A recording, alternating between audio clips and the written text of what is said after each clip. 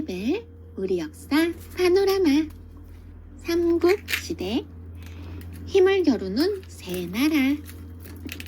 우리는 봄에 씨를 심는 마음으로 모든 어린이에게 밝은 미래를 준비하는 행복한 꿈을 심습니다. 그래서 우리는 이 세상에서 가장 좋은 것을 주고 싶은 간절한 마음으로 일합니다. 브레벨 가족 일동.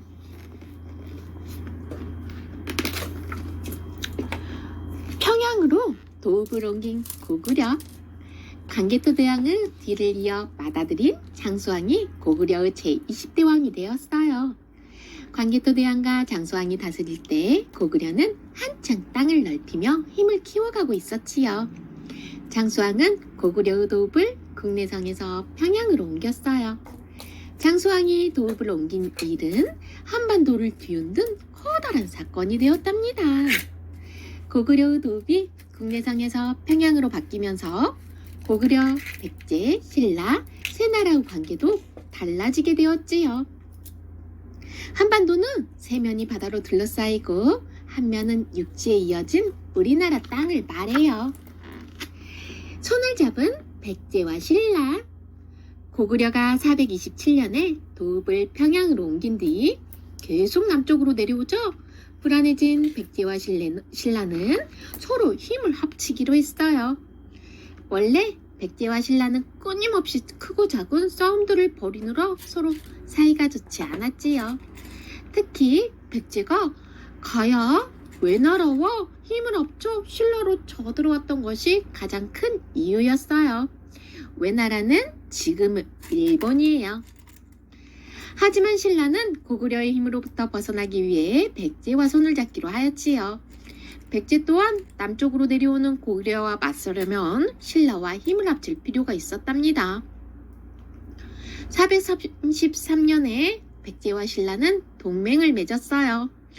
고구려가 신라에 쳐들어오면 백제가 돕고 고구려가 백제에 쳐들어오면 신라가 돕기로 약속하였지요. 신라는 백제와 손을 잡으면서 친하게 지내던 고구려와는 갈라서게 되었답니다. 고구려의 궁, 안학궁. 고구려의 궁은 어떤 모습이었을까요? 넓은 땅을 다스리고 강한 힘을 자랑하던 고구려였던 만큼 궁도 크고 화려했겠지요. 장수왕이 세운 안학궁. 안학궁은 고구려 장수왕이 국내성에서 평양으로 고구려의 도읍을 옮긴 427년에 세워진 궁으로 평소에 왕이 머무르면서 나랏일을 돌보던 곳이에요. 안학궁은 486년에 평원 왕이 장안성으로 옮겨갈 때까지 고구려의 궁이었어요. 장수왕은 평양으로 도읍을 옮긴 뒤 줄곧 안학궁에서 살았어요. 군사시설을 갖춘 튼튼한 안학궁. 안학궁은 국내성과는 달리 주변에 튼튼한 군사시설들을 갖추고 있었지요. 안학궁은 한쪽 성벽의 길이가 622m이고 둘레는 2488m이며 넓이가 약 38만 제곱미터나 되었어요. 돌과 흙을 섞어서 벽을 쌓았고 성벽 위에는 각 모서리마다 적이 쳐들어오는 것을 살필 수 있도록 누각을 세웠지요. 그리고 성 안에는 성벽을 따라 약 2m 너비로 단단하게 다진 도로와 호수, 작은 산도 있었으며 52채의 궁전터가 확인되었어요. 지금은 평양시 대성산 기슭에 성이 있었던 터만 남아있답니다. 힘을 합친 백제와 신라. 고구려가 힘을 키워 남쪽으로 내려오자 백제와 신라는 힘을 합쳐 고구려에 맞서기로 했어요.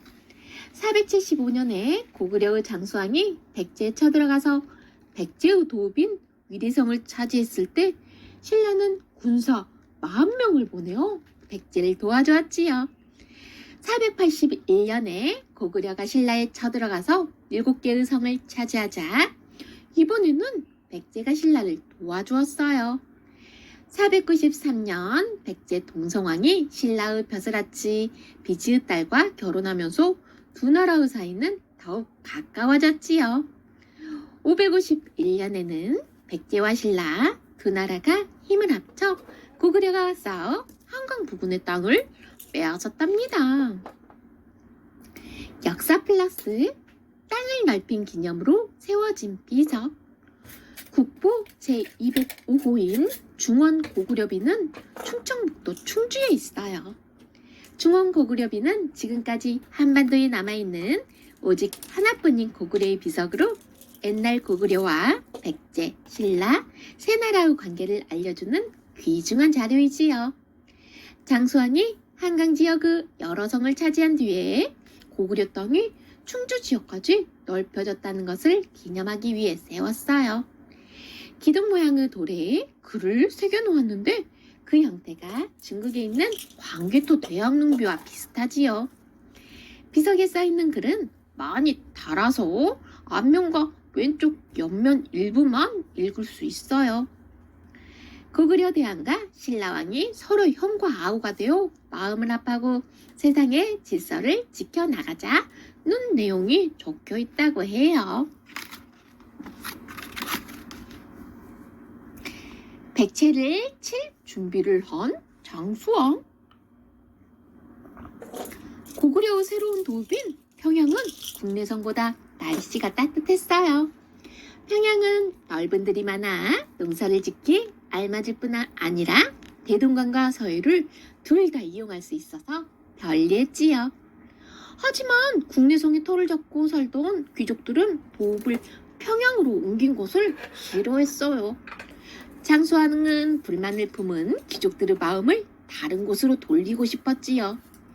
그때 장수왕은 백제의 제21대 왕인 계로왕이 고구려를 치기 위해 북이라는 나라에게 군사들을 보내달라고 부탁한 일을 알게 되었어요. 장수왕은 군사들을 모아 백제로 쳐들어갈 준비를 했지요. 대동강은 평안남도에 있는 강이에요. 바둑에 빠져 나란 일을 돌보지 않은 계로왕. 장수왕은 백제의 계로왕에게 도림을 첩자로 보냈어요. 도림은 고구려의 스님인데 바둑을 아주 잘 두었지요. 계로왕은 도림과 바둑을 두는 재미에 빠져 나란 일을 돌보지 않았어요. 계로왕은 무엇이든지 도림이 시키는 대로 했지요. 도림이 백제 곳곳에 궁을 짓고 다리를 놓으라고 하자 계로왕은 도림의 말에 따랐어요. 백성들은 힘든 공사를 하느라 지쳐갔고 귀족들도 갈수록 불만이 커졌지요. 이 틈을 타서 475년에 장수왕은 직접 고구려군을 이끌고 백제로 쳐들어갔어요. 첩자는 몰래 적의 나라에 들어가 그 나라의 상황을 자기 나라에 알리는 사람이에요. 한강을 차지한 고구려. 백제는 고구려 공격에 힘없이 무너졌어요. 마음이 급해진 계로왕은 신라에게 도와달라고 부탁했지요. 고구려가 쳐들어오면 서로 돕기로 한 약속을 지키기 위해 신라는 군대를 이끌고 한달음에 달려갔어요. 하지만 백제는 신라군이 도착하기도 전에 도읍인 위례성을 고구려에게 빼앗겼지요. 계로왕은 아차산성으로 끌려가 죽임을 당했고 백제의 제22대 왕이 된 문주왕은 결국 백제의 도읍을 웅진으로 옮겨야 했지요. 위례성은 백제의 도읍이었던 곳으로 위치에 대해서는 여러 가지 의견이 있어요. 위례성은 한성이라고도 불려요. 아차산성은 서울시 광진구에 있는 산성으로 백제가 위례성의 도읍을 정했을 때 고구려를 막기 위해 쌓았어요. 웅진은 지금의 충청남도 공주예요. 위례성을 차지한 고구려는 한강을 이용하여 여러 나라와 무역을 했어요. 동해와 서해를 마음껏 누비며 고구려는 더욱더 넉넉하고 힘센 나라가 되어갔지요. 무역이란 나라와 나라, 지방과 지방 사이에 물건을 사고팔거나 서로 바꾸는 일이에요. 신라의 땅이 된 우산국. 한편 고구려와 갈라선 신라는 백제와 힘을 합쳐 고구려에 맞섰어요. 신라는 제22대 왕인 지증왕이 나라를 다스리면서 힘을 키우기 시작했지요. 삼국시대 이전부터 지금의 울릉도와 독도에는 우상국이라는 섬나라가 있었어요. 우상국은 땅이 기름지고 해산물이 많이 났지요. 지증왕은 우상국을 차지하고 싶었지만 바닷길이 험하고 사람들이 사나워서 쉽사리 넘볼 수가 없었어요. 지증왕은 지혜롭기로 소문난 장군 이사부에게 이 일을 맡겼지요. 이사부는 안개가 가득 낀 바닷가에 나무로 만든 사자를 묶어 놓은 다음 군사들에게 사자 울음소리를 내게 했어요. 우상국 사람들은 진짜 사자가 나타난 줄 알고 잔뜩 겁을 먹었지요. 결국 512년에 우상국은 신라에게 무릎을 꿇었답니다. 신라의 땅이 된 가야. 지증왕의 아들인 거풍왕은 신라의 제23대 왕이 되었어요. 거풍왕은 왕의 힘을 강하게 만들고 남쪽으로 땅을 넓히고 싶었어요. 남쪽 땅은 물이 많고 땅이 기름져서 농사짓기에 알맞기 때문이었지요. 그런데 신라가 남쪽으로 내려가면서 남쪽에 있던 가야와 부딪히게 되었지요. 그러던 532년에 6가야 가운데 금강가야의 왕인 구영왕은 아들 3명과 함께 신라로 와서 금강가야를 바쳤어요. 거풍왕은 구영왕에게 어수를 내리고 금강가야가 있던 곳을 맡아보도록 했지요. 거풍왕은 금강가야 사람들을 신라 사람들과 똑같이 대해주었답니다. 다시 일어선 백제. 신라가 우상국과 가야를 차지하며 나라의 힘을 키울 때 백제도 새로 옮긴 도읍인 웅진에서 다시 힘을 모았어요. 백제의 제25대 왕인 무령왕은 가장 먼저 백성들을 돌보았지요. 먹을 것이 없어 굶주리는 백성들에게는 나라의 창고를 열어 곡식을 나누어 주었고 저수지를 만들어 농사를 잘 지을 수 있도록 도왔지요. 무령왕은 백성들에게 한없이 따뜻하고 너그러웠지만 백제를 넘보는 적들에게는 무척 두려운 왕이었어요. 무령왕은 직접 백제군을 이끌고 전쟁에 나가 고구려와 말갈족을 크게 이겼답니다. 이렇게 백제는 안팎으로 나라를 안정시키고 다시 예전처럼 강한 나라가 되어갔어요. 한강을 되찾은 백제와 신라. 고구려, 백제, 신라는 갈수록 나라의 힘이 비슷해졌어요. 그러자 세 나라는 서로 더 넓은 땅을 차지하기 위해 계속해서 싸움을 일으켰지요.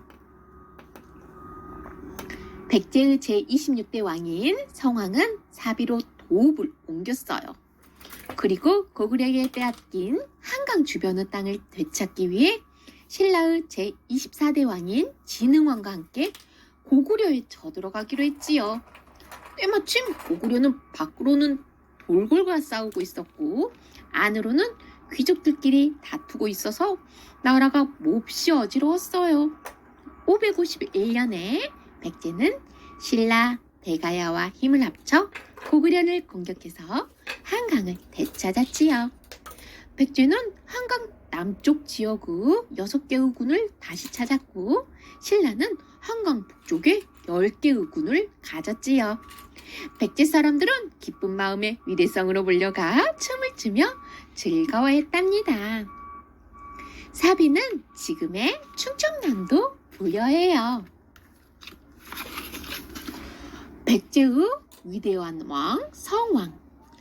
성왕은 백제를 다시 일으키고 왕의 힘을 강하게 키우기 위해서 도읍을 웅진에서 사비로 옮기고 나라 이름을 한때 남부여로 고쳤어요. 또한 성왕은 중국 남조와 친하게 지내면서 중국의 문화도 받아들였지요.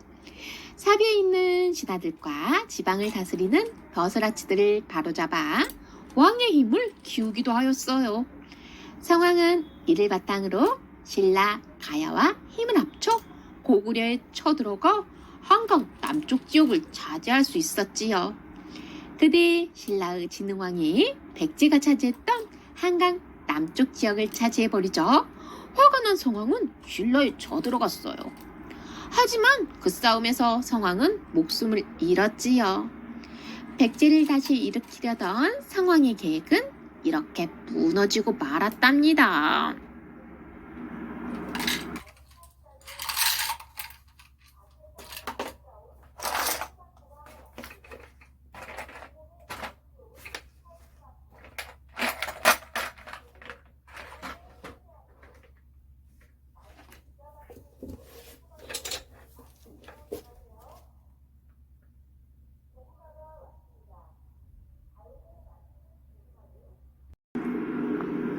성왕의 업적을 한번 살펴볼까요? 523년에 왕위 자리에 오르고 고구려와 전쟁을 했어요. 525년에 신라와 사신을 주고받고 무령 왕릉을 지었어요. 526년에 웅진성을 고쳤어요. 웅진성은 백제의 도읍인 웅진을 둘러싸고 있는 산성이에요. 538년에 사비로 도읍을 옮기고 나라 이름을 남부여로 바꿨어요. 551년에 신라 가야와 연합군을 만들었지요. 554년에 신라 관상성을 공격했어요. 일본으로 건너간 백제의 불교 문화. 백제의 성왕은 일본에 불상과 불교 경전을 전해주었어요. 백제의 불상 만드는 기술자, 절 짓는 기술자, 공예품 만드는 기술자, 기어김 굽는 기술자 등이 일본으로 건너가 기술을 전해주기도 했지요. 백제의 영향으로 일본 문화재들 중에는 백제의 문화재와 비슷한 것들이 있어요. 정림사지 5층 석탑과 일본 호류사 5층 목탑. 일본 호류사라는 절에 있는 5층 목탑은 우리나라 부여의 정림사지 5층 석탑과 매우 닮았어요. 두 탑은 만든 재료와 크기는 다르지만 만든 방법은 비슷해요. 또 각 층의 높이와 넓이의 비례가 똑같답니다. 금동 미륵보살 방가상과 일본 고류 목조 미륵보살 방가사유상. 일본 고류사라는 절에 있는 목조 미륵보살 방가사유상은 우리나라에서 삼국시대에 만들어진 금동 미륵보살 방가상과 얼굴 표정이나 자세 등이 매우 비슷해요. 이렇게 백제를 통해 전해진 불교를 바탕으로 발전한 일본의 문화를 아스카 문화라고 부른답니다. 백제금동 대향로. 백제금동 대향로는 높이 64cm, 무게 11.8kg이나 되는 커다란 향로예요. 백제금동 대향로에는 산과 나무, 동물, 사람 등 자연의 모습이 멋지게 새겨져 있어요. 중국 향로와 비슷하게 만들었지만 중국의 향로들보다 그 솜씨가 훨씬 뛰어나지요. 백제금동 대향로는 이제까지 동북아시아에서 발굴된 향로들 가운데 가장 아름다운 향로로 평가받고 있답니다.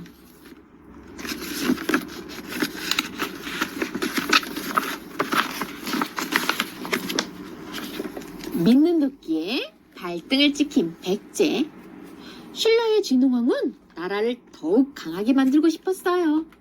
고구려로부터 빼앗은 한강 북쪽의 땅만으로는 만족할 수가 없었지요. 진흥왕은 백제가 차지한 한강 남쪽의 땅에도 욕심이 생겼지요.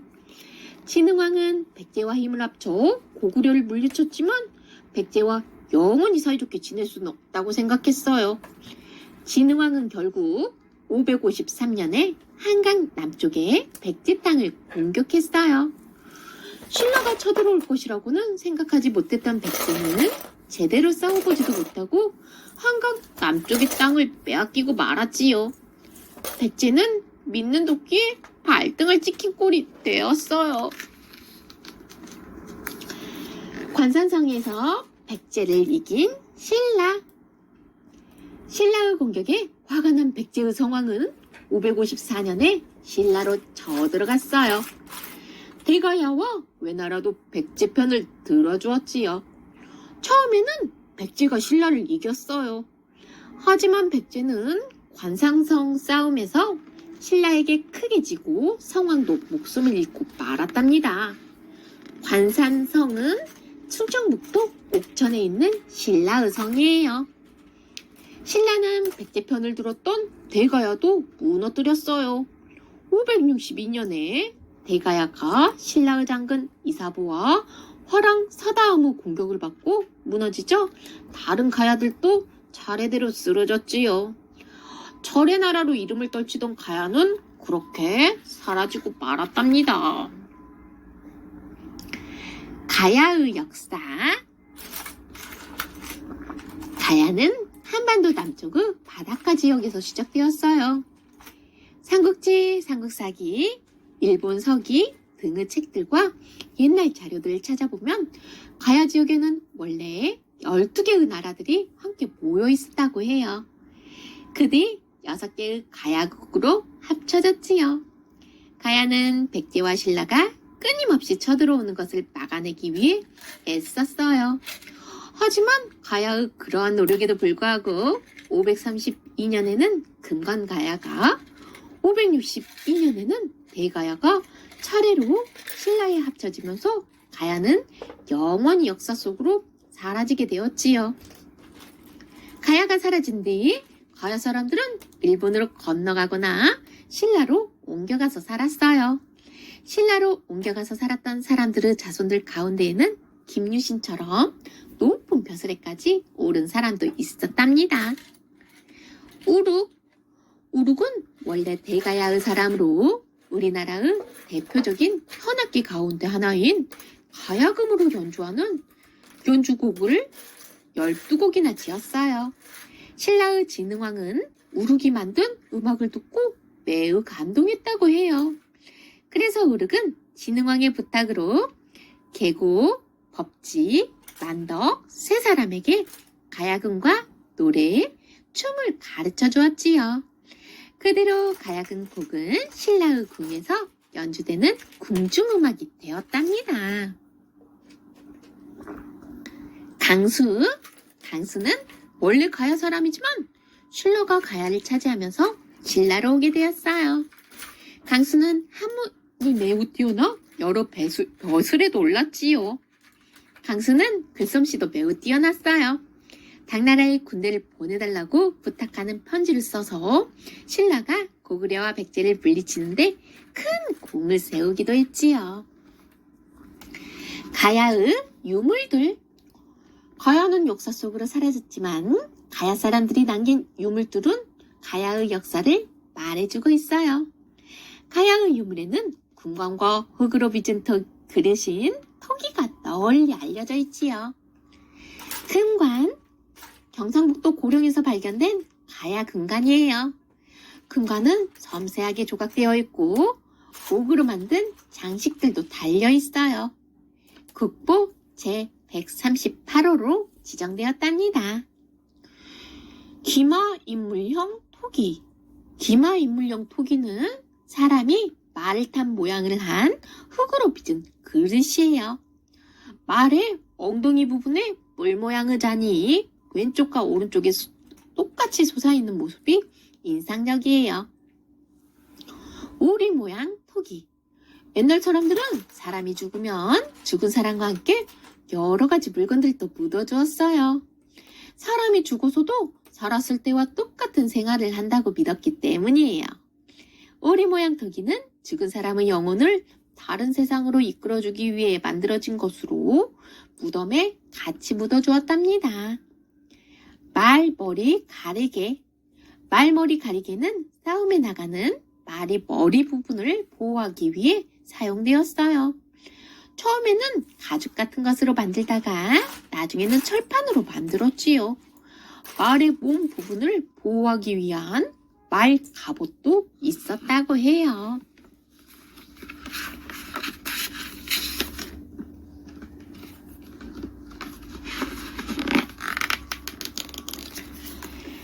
한강의 주인이 된 신라. 한강을 차지한 뒤 신라에는 많은 변화가 생겼어요. 신라는 한강에서 배를 타고 남조의 진나라와 북조의 북제를 쉽고 빠르게 오갈 수 있었지요. 신라는 진나라와 북제의 앞선 문화를 받아들여 나라의 힘이 더욱 강해졌어요. 진흥왕은 여러 나라에 쳐들어가 땅을 넓혔지요. 그래서 신라의 땅이 이전보다 3배나 넓어졌답니다. 진흥왕은 나라 곳곳을 돌아다니며 빼앗은 땅에 신라의 땅임을 표시하는 비석들을 세웠어요. 이 비석들을 진흥왕 순수비라고 부르지요. 신라를 발전시킨 진흥왕. 진흥왕은 신라의 힘을 강하게 만들고 신라 역사에서 가장 큰 땅을 차지했던 왕이에요. 한강 지역을 차지하여 중국과 주변의 다른 나라들과도 친하게 지냈고 남쪽의 가야도 신라의 땅으로 만들었지요. 진흥왕은 신라의 땅과 새로 얻게 된 땅을 직접 돌아보면서 충청북도 단양에 적성비를 세우고 창녕, 북한산, 마운령, 황초령 등 4지역에 순수비를 세웠어요. 또한 불교를 중요하게 생각해서 황룡사와 같은 절도 지었지요. 그뿐만 아니라 화랑도를 만들어서 신라가 삼국을 통일하는 데 기초가 되는 힘을 키웠답니다. 진흥왕이 이룬 일들. 신라를 강한 나라로 만든 진흥왕이 이룬 일들을 살펴볼까요? 541년에 이사부에게 병부령 자리를 맡기고 백제와 가깝게 지내는 정책을 실시했어요. 544년에 흥륜사를 완성했어요. 545년에 역사책인 국사를 펴내었어요. 551년에 연호를 개국으로 바꾸었지요. 553년에 백제로부터 한강을 빼앗았어요. 554년에 백제 성왕의 군사를 물리쳤지요. 562년에 대가야를 무너뜨렸어요. 566년에 황룡사를 지었어요. 568년에 연호를 대창으로 바꾸었지요. 572년에는 연호를 홍제로 바꾸고 팔관현회를 열어 전쟁에서 죽은 군사들의 영혼을 달랬어요. 574년에는 황룡사의 장육불상을 만들었지요. 576년에는 화랑제 제도를 만들었어요. 진흥왕을 기리는 비석들. 옛날 여러 나라들은 땅을 넓히면 비석을 세워서 자기 나라 땅이라는 것을 표시하고 땅을 넓힌 왕의 업적을 기렸어요. 신라의 땅을 가장 크게 넓힌 진흥왕이 세운 비석들을 살펴볼까요? 단양신라 적성비. 단양신라 적성비는 고구려의 땅인 적성을 빼앗은 뒤 신라를 도와준 적성 사람들에게 상을 내리고 그 지역의 백성들을 달래기 위해 세워졌다고 해요. 신라의 정치 구성, 법, 세금, 제도 등이 쓰여 있답니다. 창녕순수비. 창녕순수비는 진흥왕이 창녕을 신라의 땅으로 만든 뒤 세운 비석이에요. 대가야가 무너지기 1년 전에 세운 것으로 창녕 지방을 발판으로 가야를 신라의 땅으로 만들고 싶어 했던 진흥왕의 생각을 엿볼 수 있지요. 북한산 순수비. 북한산 순수비는 원래 북한산 기본 꼭대기에 있었는데 지금은 국립중앙박물관에서 보관하고 있어요. 글자가 많이 달아서 알아보기는 힘들지만 대부분 진흥왕이 신라의 땅을 넓힌 것을 기리는 내용이에요. 마울령 순수비. 마울령 순수비는 원래 한경난도 이원군에 있는 운시산 마운령에 있었는데 함흥 봉궁으로 옮겨왔어요. 진흥왕 순수비들 가운데 글자가 가장 많이 남아있고 대부분 읽을 수 있기 때문에 그때의 글씨체와 표기법을 엿볼 수 있답니다. 황초령 순수비. 황초령 순수비는 부서져서 세 조각으로 나뉜 비석을 다시 붙여서 전시하고 있는데 비석의 윗부분은 떨어져 나갔어요. 네 개의 진흥왕 순수비들 가운데서 가장 먼저 발견된 것으로 그때 신라의 국경, 벼슬, 제도, 지명 등을 알 수 있답니다.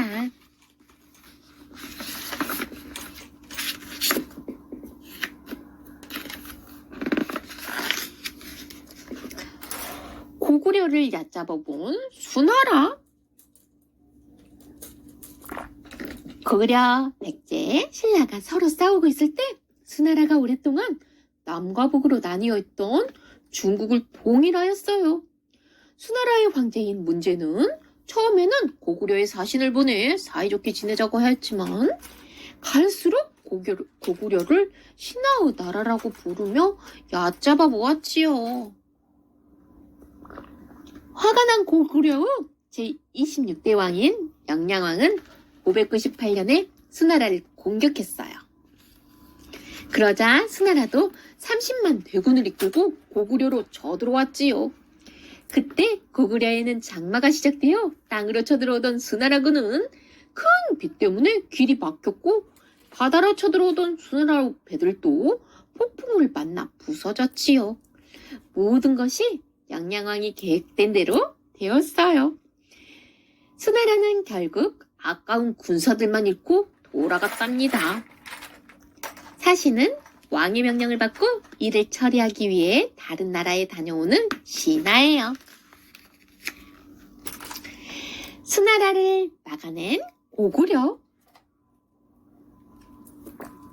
문제의 뒤를 이어 수나라의 황제가 된 양제는 반드시 고구려를 없애겠다며 단단히 준비를 했어요. 드디어 612년에 100만 명이 넘는 수나라 대군이 고구려에 쳐들어와 요동성을 둘러쌌어요. 하지만 무쇠처럼 단단하기로 이름난 요동성은 끔찍도 하지 않았지요. 그러자 수나라 양제는 날쌔고 용감한 구사 30만 명을 가려 뽑아 평양성으로 보냈어요. 요동성은 고구려군이 머물며 나라를 지키던 중요한 곳이었어요. 지금은 안타깝게도 중국의 땅이 되었지요. 수나라를 물리친 을지문덕. 수나라군 30만 명이 평양성으로 향했다는 소식을 들은 고구려의 장군 을지문덕은 군사들을 미리 준비시켜 놓았어요. 지혜로운 을지문덕은 싸움에서 일부러 지는 척하며 수나라군을 평양성 가까운 곳으로 끌어들였지요. 수나라군은 전혀 알아채지 못하고 점점 더 깊숙이 들어왔어요. 수나라군이 몹시 지치자 을지문덕은 공격 명령을 내렸어요. 뒤늦게 을지문덕의 꿰매에 빠진 것을 알게 된 수나라군은 허겁지겁 도망쳤지요. 하지만 살수를 건널 때 고구려군의 공격을 받은 수나라군은 거의 다 죽고 말았어요. 살아서 돌아간 수나라군은 겨우 2,700명 뿐이었답니다. 수나라는 계속되는 전쟁으로 결국 618년에 무너졌고 새로운 나라인 당나라가 세워졌어요. 살수는 청천강의 옛 이름으로 평안남도 남쪽을 흘러 서해로 들어가요.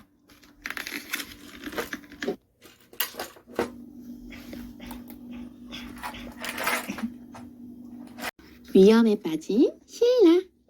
신라의 제27대 왕인 선덕여왕이 나라를 다스릴 때였어요.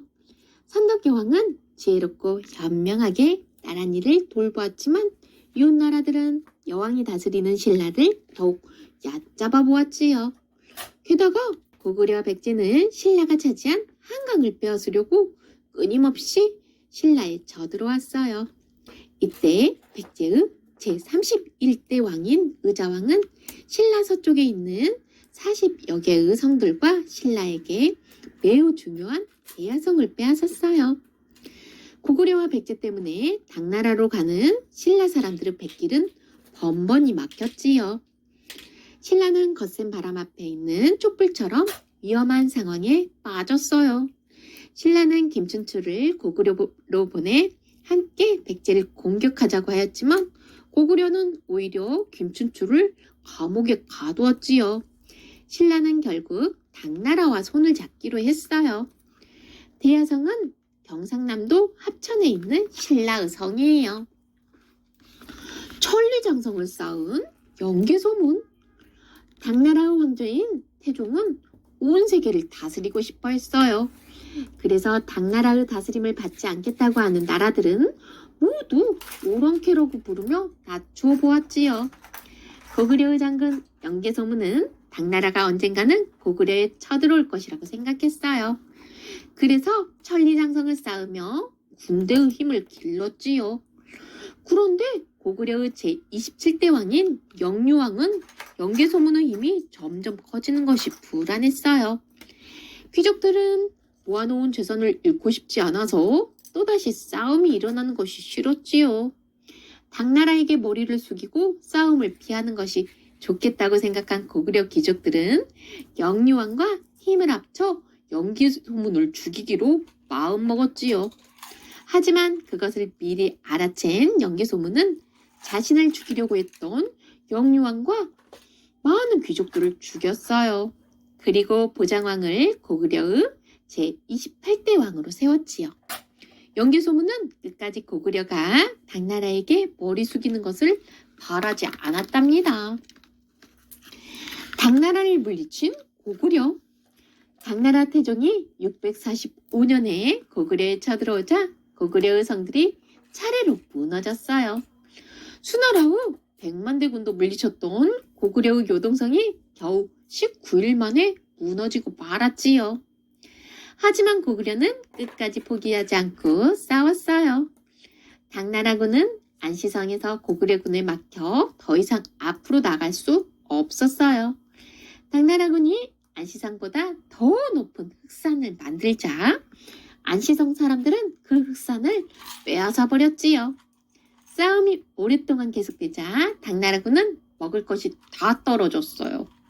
하지만 고구려는 여전히 안시성을 지키고 있었지요. 당나라 태종은 결국 싸움을 포기하고 물러나기로 했어요.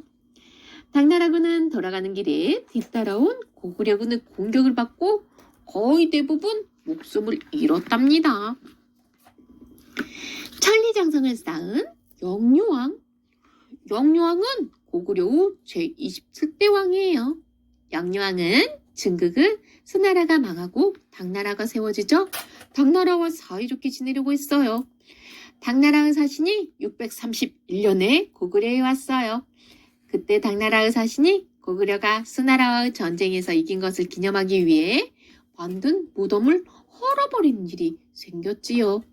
영유왕은 곧 당나라가 고구려에 쳐들어올 것이라고 생각하고 그 해부터 천리장성을 쌓기 시작했어요.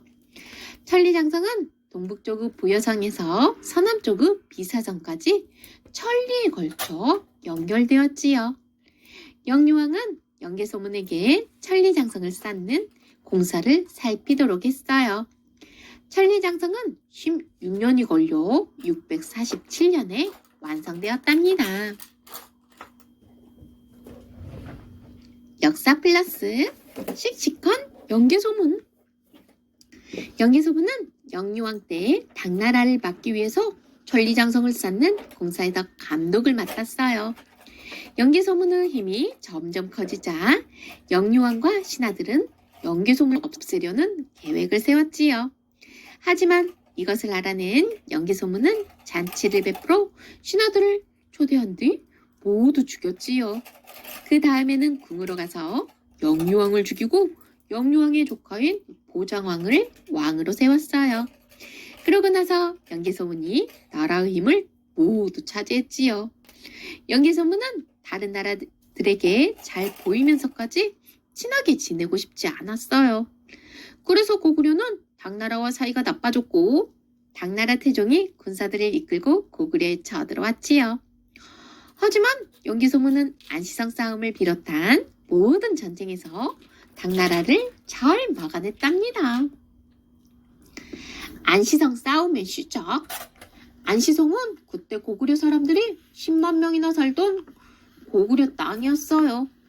지금은 중국 랴오닝 섬 하이청 남동쪽에 있는 잉청쯔 지역이지요.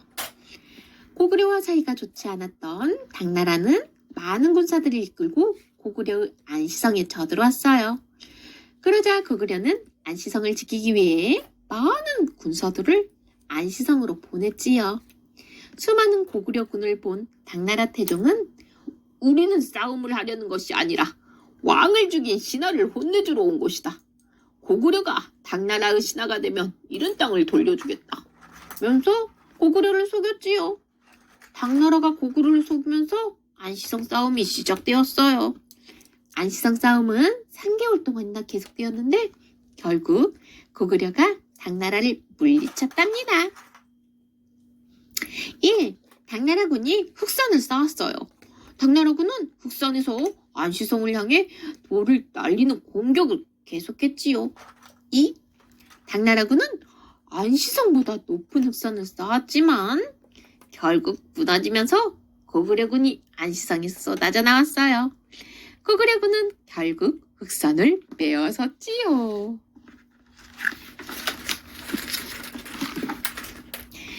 기울어가는 백제. 한편 백제 우자왕은 신라와 싸움에서 이기자 마음을 놓았어요. 우자왕은 더 이상 나란히를 돌보지 않고 먹고 마시며 놀기만 했지요. 이때 신라의 제29대 왕인 태종 무열왕은 당나라와 힘을 합쳐 백제를 칠 준비를 하고 있었어요. 태종 무열왕은 당나라에게 군사들을 보내달라고 부탁했어요. 드디어 13만 명의 당나라 대군이 신라에 도착하여 어떻게 백제에 쳐들어갈 것인지를 의논했지요. 그리고 백제의 도읍인 사비에서 다시 만나기로 하였어요. 황산벌을 넘은 신라. 신라의 장군 김유신은 군사 5만 명을 이끌고 사비로 향했어요. 그런데 백제의 장군 계백이 황산벌에서 길을 막았지요. 신라는 황산벌만 넘으면 금강에서 기다리는 당나라군과 만날 수 있었어요. 그런데 겨우 5천 명의 백제군에게 막혀 옴짝달싹할 수 없었지요. 신라군은 백제군은 10배나 되었지만 싸움에서 잇따라 졌어요. 백제군은 나라가 무너질지 모른다는 생각에 죽음을 두려워하지 않고 싸웠지요. 하지만 적은 수 군사들로 신라군을 끝까지 막아내기는 어려웠어요. 계백과 5천 명의 백제군은 끝내 황산벌에서 목숨을 잃었대요. 백제와의 싸움에서 이긴 김유신과 신라군은 황산벌을 넘어 사비로 달려갔어요. 의자왕과 태종 무열왕. 황산벌 싸움이 벌어질 때 백제는 의자왕이 나라를 다스리고 있었고 신라는 태종 무열왕이 나라를 다스리고 있었어요. 의자왕과 태종 무열왕에 대해 알아보아요. 백제의 마지막 왕 의자왕. 흔히 나라가 망할 때 왕이었던 사람은 훗날 사람들에게 좋은 사람으로 기억되기 어려워요. 그래서 왕의 성품이 어질고 업적이 훌륭하다고 하더라도 사람들은 나라를 망하게 한 왕으로 기억하지요. 백제의 마지막 왕인 의자왕 역시 그러한 왕들 가운데 한 명이랍니다. 하지만 의자왕은 부모에게 효도하고 형제를 사랑하는 마음이 매우 큰 사람이었어요. 그래서 당나라에서는 의자왕을 자비로운 왕이란 뜻으로 해동증자라고 불렀다고 해요. 의자왕은 왕이 되고 나서 신라에 쳐들어가서 신라의 성 40여 개를 빼앗는 등 나라의 힘을 기르려고 애썼어요. 하지만 시간이 지나면서 점점 나랏일을 돌보지 않았지요. 결국 신라와 당나라가 힘을 합쳐 백제에 쳐들어왔어요. 백제의 장군 계백이 신라에 맞서 싸운 황산벌 싸움을 마지막으로 백제는 무너지고 말았지요. 당나라의 무릎을 꿇은 우자왕은 태자 등 수많은 백제 사람들과 함께 당나라로 끌려간 뒤 병들어 죽고 말았답니다. 백제를 무너뜨린 왕 태종무열왕. 태종무열왕은 당나라와 힘을 합쳐서 백제를 무너뜨렸어요. 그리고 왕의 힘을 더욱 강하게 만들기 위해서 당나라를 본떠 벼슬 제도를 고치고 다른 여러 제도들도 바로 세웠지요. 백제의 마지막 싸움, 황산벌 싸움.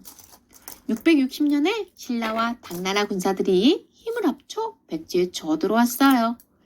지금의 논산시 연산면인 황산벌에서 백제군과 신라군 사이에 싸움이 벌어졌지요. 이것이 바로 황산벌 싸움이에요. 그때 신라는 동쪽에서, 당나라는 서쪽에서 백제를 향해 쳐들어왔어요. 백제의 장군 계백은 5,000명의 군사를 이끌고 싸움터에 나갔지요. 신라의 군사 5만 명에 비하면 백제의 군사는 아주 적었지만 백제군은 신라군을 용감하게 잘 막아냈지요. 하지만 16살이었던 신라의 화랑 간창이 용감하게 백제군과 싸우다 죽자 신라군의 사기가 올라갔어요. 결국 백제는 신라군을 당해내지 못하고 지고 말았지요. 태종 무열왕릉비. 태종 무열왕은 무덤에 있는 비석이에요. 비석은 없어지고 귀부와 이수만 남아있어요. 귀부는 비석을 받치는 거북 모양의 받침돌이고 이수는 용무늬를 새긴 머릿돌을 말해요. 역사 플러스 용감한 장군 계백. 계백은 백제의 이름난 장군이에요. 신라와 당나라가 힘을 합쳐 백제에 쳐들어오자 군사 5만 명을 이끌고 싸움터에 나갔지요. 황산벌에서 신라의 장군 김유신의 군사들과 맞서 싸웠어요. 계백은 백제의 힘만으로는 신라와 당나라를 모두 당해내지 못할 거라고 생각했어요. 계백은 살아서 저그종이 되는 것보다 죽는 것이 낫다. 면서 전쟁에 나가기 전에 자신의 아내와 자식들을 모두 죽이고 굳게 마음을 먹은 뒤 전쟁에 나갔지요. 또한 군사들에게도 옛날 월왕 구천은 5,000명의 군사로 오나라군 70만 명을 무찔렀으니 모두 열심히 싸워 이기자 라고 용기를 북돋아 주었지요. 계백이 이끄는 백제군은 용감히 싸웠지만 10배나 많은 신라군을 이기지는 못했어요. 결국 백제군은 싸움에서 지고 계백은 죽음을 맞았답니다.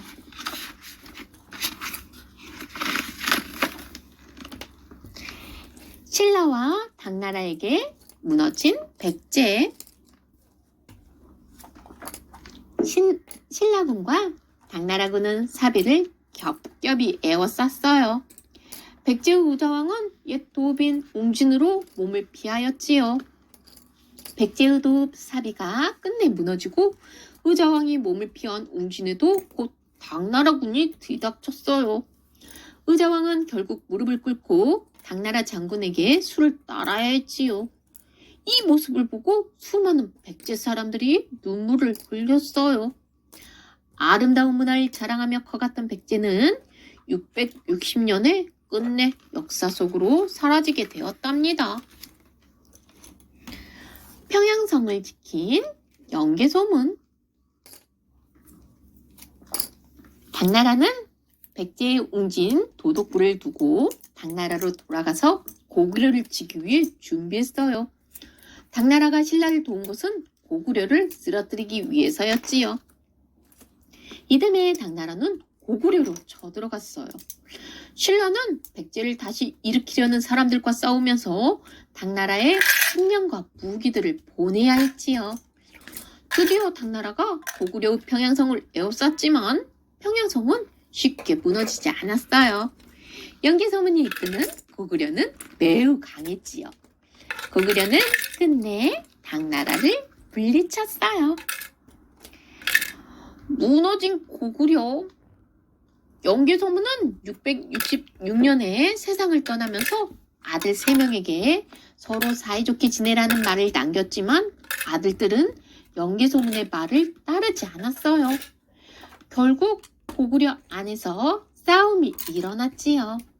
싸움에서 진 영계소문의 첫째 아들 남생은 당나라에게 무릎을 꿇었어요. 신라군과 당나라군은 함께 평양성을 공격했지요. 당나라군은 평양성을 빼앗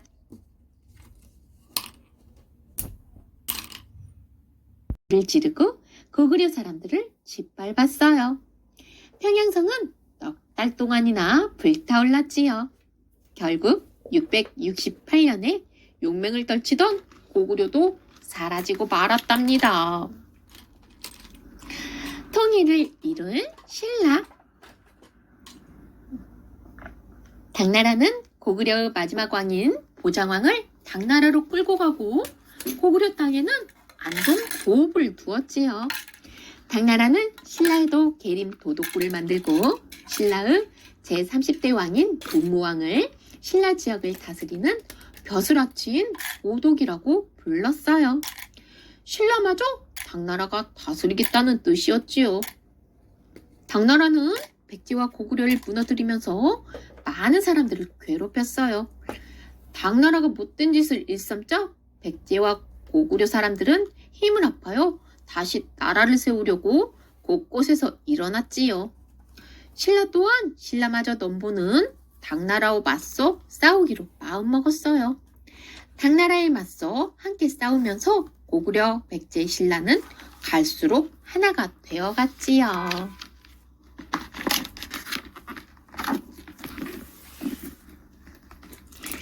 우리나라의 역사, 삼국시대. 472년에 고구려 장수왕이 국내성에서 평양으로 도읍을 옮겼어요. 433년에 백제와 신라가 고구려에 맞서 나제 동맹을 맺었어요. 502년에 신라에서 서로 밭을 가는 우경이 시작되었어요. 512년에 신라 이사부가 우상국을 무너뜨렸지요. 520년에 신라 법흥왕이 율령을 만들어 널리 퍼뜨렸어요. 527년에 신라 이차돈이 불교를 퍼뜨리기 위해 목숨을 바쳤지요. 532년에 신라 법흥왕이 금관가야를 무너뜨렸어요. 538년에 백제 성왕이 웅진에서 사비로 도읍을 옮겼어요. 551년에 가야 우룩이 신라로 옮겨갔어요. 545년에 신라 거칠부가 국사를 편했어요. 552년에 백제 노리사치계가 외나라에 불교를 전했어요. 562년에 신라 진흥왕이 대가야를 무너뜨렸어요. 600년에 고구려 이문진이 신집을 편했어요. 612년에 고구려 을지문덕이 살수에서 수나라 군과 싸워 크게 이겼지요. 살수대첩이라고 해요. 624년에 당나라에서 고구려로 도교가 전해졌어요. 645년에 신라 선덕 요왕 때에 황룡차 구충 옥탑이 세워졌지요. 고구려 양만춘이 안시성에서 당나라 군을 무찔렀어요. 안시성 싸움이라고 해요. 654년에 신라 김춘추가 태종 무열왕이 되었어요. 660년에 신라가 당나라와 함께 백제를 무너뜨렸지요. 668년에 신라가 당나라와 함께 고구려를 무너뜨렸어요. 세계 역사도 함께 살펴볼까요? 439년에 중국에서 남북조 시대가 시작되었지요. 476년에 게르만족이 서로마 제국을 무너뜨렸어요. 486년에 프랑크족이 프랑크 왕국을 세웠어요. 529년에 베네딕트가 몬테카시노 수도원을 세우면서 베네딕스 수도회가 시작되었어요. 유스티아누스 법전이 만들어졌지요. 537년에 동로마 제국 콘스탄티노플에 성 소피아 대성당이 세워졌어요. 589년에 수나라가 중국을 통일했지요. 593년에 외나라 쇼토쿠 대자가 천황 대신 나라를 다스리기 시작했어요. 608년에는 수나라 양제가 대운하를 만들기 시작했어요. 610년에 마호메트가 이슬람교를 처음 시작했어요. 618년에 이연이 당나라를 세웠어요. 622년에 마호메트가 메카에서 메디나로 옮겨갔어요. 626년에 당나라 태종이 나라를 잘 다스렸어요. 645년에 외나라에서 다이카 개신이 이루어졌어요. 661년에는 옴미아드 왕조가 다마스쿠스에 세워졌대요.